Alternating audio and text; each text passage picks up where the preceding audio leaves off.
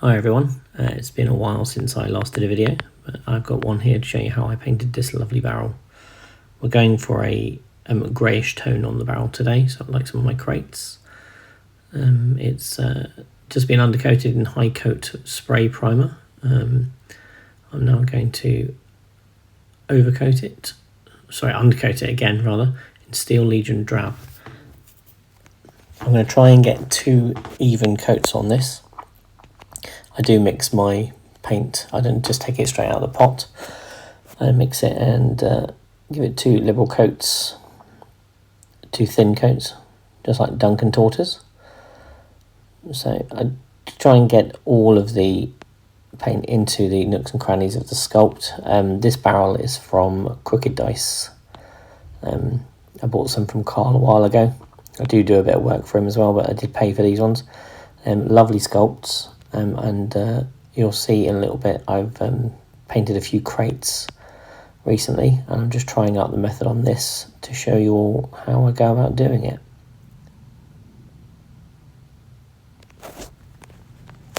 There we go. So that's what I'm going to do. Let's speed it up and I'll leave you that.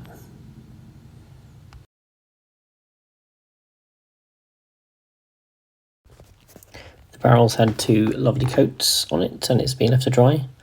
Now we're going to do some grain. The first colour we're using is, as you can see, Flayed One Flesh. Now the key here is to get, I'm just using my Winsor & Newton here. I got terrified of using these for a while. I've started using them now, so they're just a brush. So get a nice mix of paint on your palette. This is going to be a like milk consistency, so it will run off the brush nicely enough, but not be too faint. And this is going to be the time-consuming bit. We're going to do very, very small strokes on each of the individual pieces of the planking on the barrel here. So they don't have to be perfect lines because wood naturally isn't straight. So you can just be as haphazard as you want. Do try and leave a bit of the brown in the middle though, and you'll see. When I get through it in a minute, you'll see that the whole barrel will be painted like this. It will be doing this twice with 2 different colours.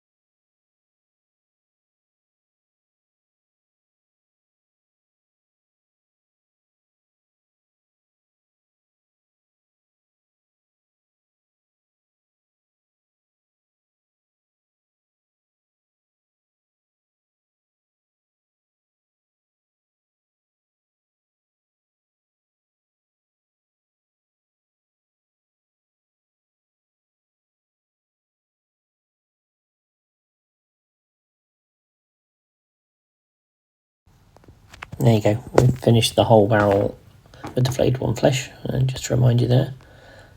And now we're going to go into the grey tone. We're going to use Celestra Grey for this. It's a base colour, so it's nice and opaque when we apply it. We'll still need to water it down to get it to run off the brush smoothly though. So I'm just mixing some on the palette right now and I will get to it.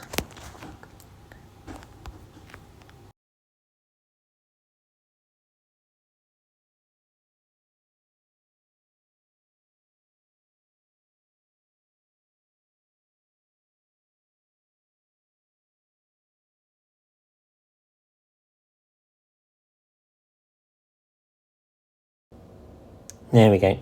So we're going to follow the exact same pattern as we did before. We're going to be doing short lines straight down the barrel the way the grain would go. It doesn't matter if it's on the other grain or if it's on the brown or anything like that. The wood will vary in colour anyway.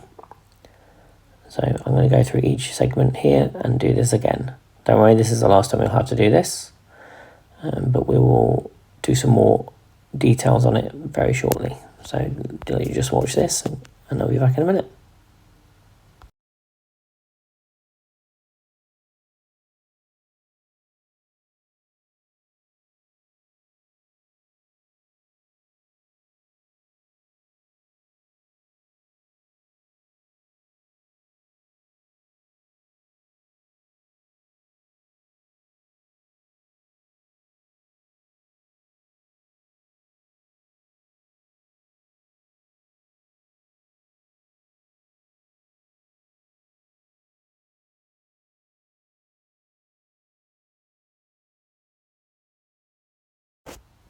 There you go.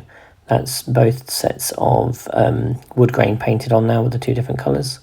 We're now just going to do a little bit of black lining in between the planks and between the banding. I'm using contrast paint for this one, Black Templar. Yep, contrast Black Templar watered down. It will run into the recesses nicely and leave a nice black line between the planks and the banding, and it will give us a sense of depth.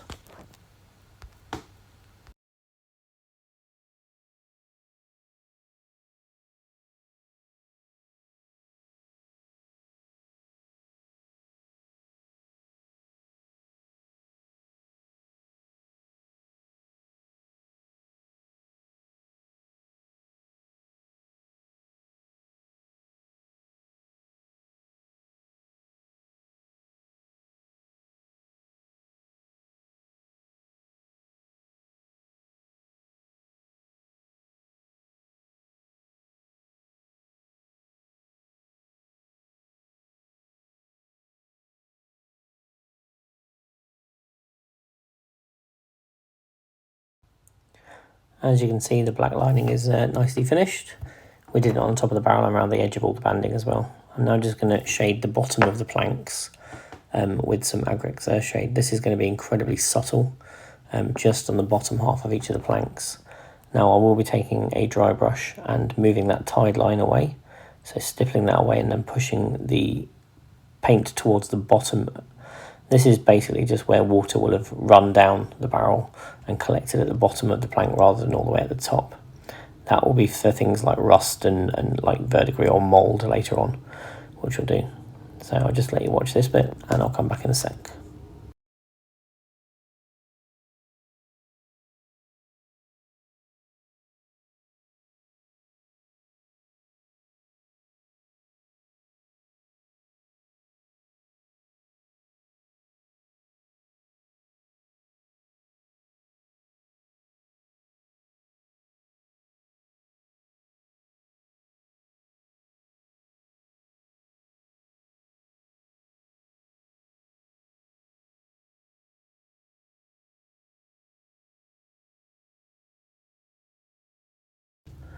There we go, that's all the Agrex Earthshade done on that. It's very limited.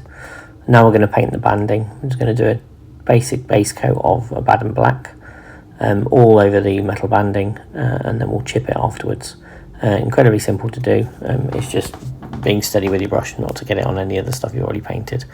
I'll go away and let you watch this.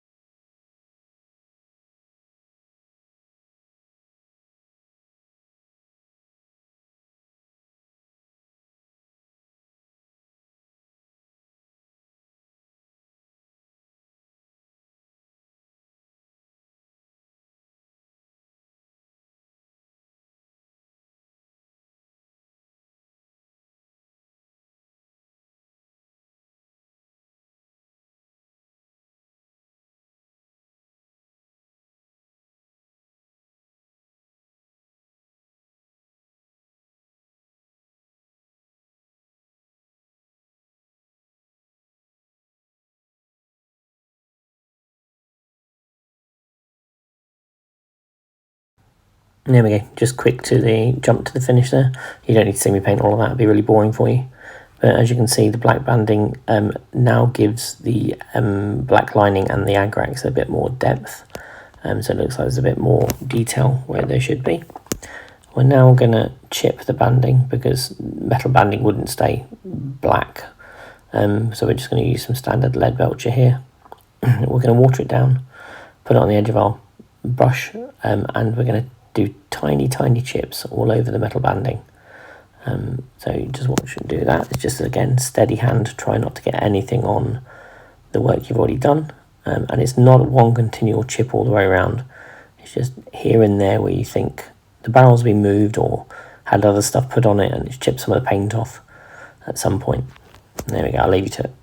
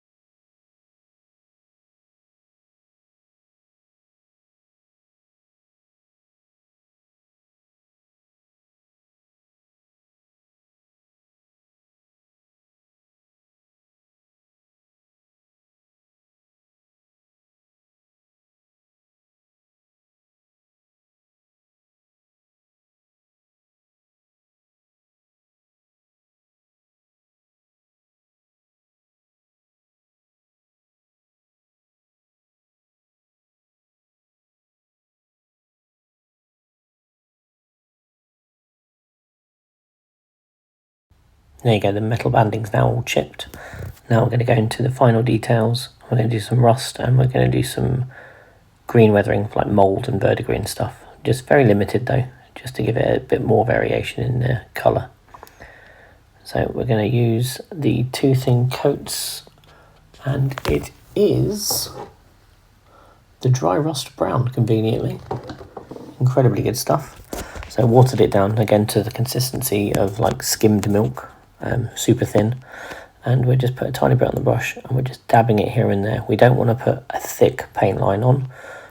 We just want it to have the representation of rust. And we'll do a little dribble down the barrels as well, soaking up any excess if you can. You see I'm wiping some off there. Again, sparingly, as if it's been used, but it's also been out in the elements. So yeah, it's not quite the bedraggled barrel everyone wants it to be. There we go, that's all the rust done. And now we're going to do a bit of the green. It's exactly the same method, but it's going to be on the bottom half of the planks, so on the tops of the rings where the water would have settled, and we'll go from there. Same as before, water it down incredibly thin, and we'll go into the middle of the planks where the contents may have leaked through, and where mould and moss would have grown. You can do this in any particular colour. I was going to use the dirty down verdigris and moss, but I'm going to save that for my building, so I might try that again another day.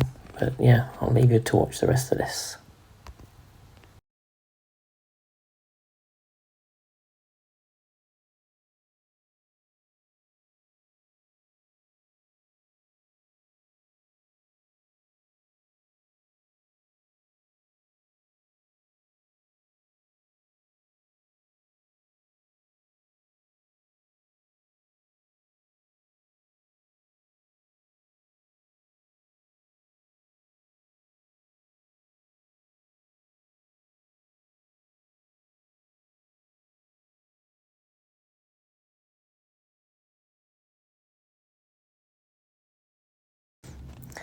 There we go. Simple as that. You have an incredibly realistic looking barrel in no time at all. It feels like this might take you some time, but once you get the flow of it, you get really quick. I've also done a few extra bits and pieces. These are some crates that I sculpted myself, and I've cast them in resin. That's the various different size crates and various different colours. Excuse me. I'm quite pleased with this collection of crates. They're all different shades. We've even got a chest with some gold banding, some tiny barrels, and a stack of accoutrement, shall we say. There's even a chair. The chair is laser cut, and that is from Scenery Sunday. He does all of my laser cut stuff that I design. He sells it, and he sent me some chairs that he designed, and they're really, really good. I painted all the detail on that myself. I was quite pleased with that. But yeah, hope you like the video, guys. Do all the good things like, share, and subscribe. Comment down below. Let me know if you want anything else, and I'll see you in the next video. Thank you.